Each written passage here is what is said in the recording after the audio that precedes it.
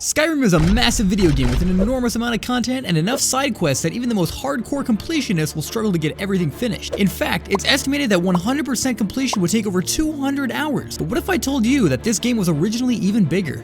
Here are some of the most fascinating pieces of cut content from the Elder Scrolls V Skyrim. Fair warning though, some of these are a little bit dark. Lots of death coming up, so brace yourselves. Nobody likes going to prison. Nope. Whether in real life or in video games, jail is not generally considered to be a fun time, and in Skyrim, your character actually levels down if you end up behind bars for too long, preventing you from killing with reckless abandon even in a fictional world. Major bummer, right? Well, not always, at least not originally. By using console commands, you can access an area called the Wilhelm Pit. In the original plans for the game, instead of forcing you to just wait out your time in jail, getting arrested in Wilhelm would send you here, thereby entering you into a series of duels where you would battle to the death for your freedom. Interestingly, a potential murder victim from another quest, Elaine Dufont, may have been a candidate to fight, depending on whether or not you'd killed him already, that is.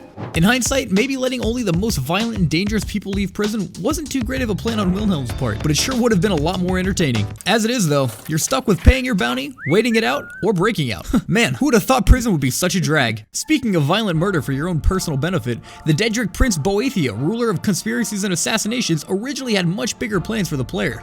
It wasn't enough to just betray a close friend and kill a champion.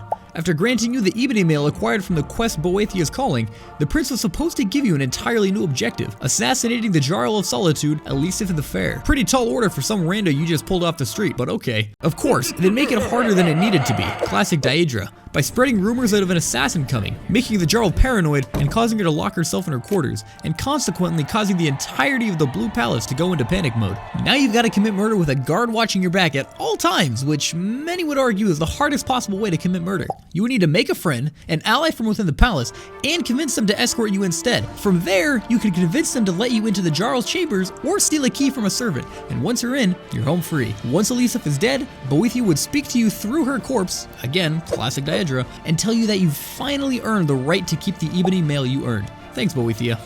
Time to fork over your life savings, because we're going to college next. Don't worry though, because this next bit of cut content is just as dark and as grim as the stuff preceding it, the bare bones of this cut quest is actually still available within the game. Upon speaking to Finis Gester at the College of Winterhold, he'll inform you that a group of apprentices has been missing from the college for a month. While it doesn't create a quest in your journal, it's also not the end of the story. Scattered around the world of Skyrim, you can find the dead bodies of these 4 apprentices. This gruesome little detail was clearly intended to be a quest at some point, but it got left on the cutting room floor, leaving fans to speculate on what would have possibly happened to them. Sadly, it doesn't look like we'll ever get to the bottom of this mystery, and whatever nefarious creature or twisted mastermind was responsible for this, for all we know, is out there terrorizing Skyrim to this very day. While this next bit of content only really comes down to a few sound lines, it might be the grimmest thing we've covered so far. Skyrim contains a great deal of children, some of which are even available for adoption. In this chaotic fantasy world of dragons and disasters, you can build a stable, loving family secure in the knowledge that nothing will happen to your kids. This is because children in this universe are entirely unkillable.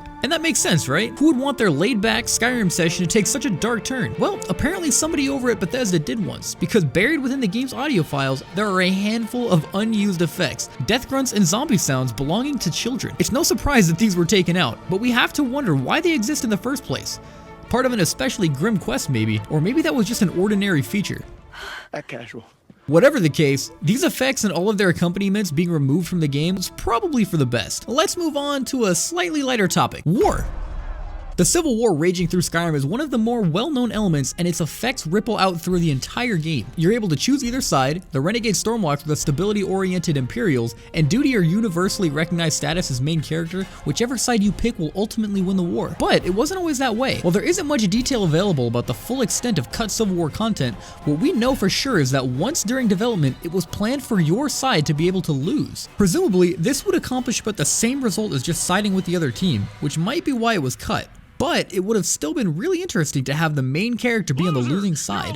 Plot armor won't save you now, Dragonborn. Alright, that's enough dark and gruesome stuff for today. Let's pivot over to something a little lighter, if a little overpowered. It's basically common knowledge within the Skyrim community that Stealth Archer is generally the best build you can get, allowing you to deal massive damage while staying out of content. But this cut skill would have made any archer practically unstoppable. When you reach level 80 in your archery skill and unlock the Quick Shot perk, you would gain the option to buy the perk Trick Shot.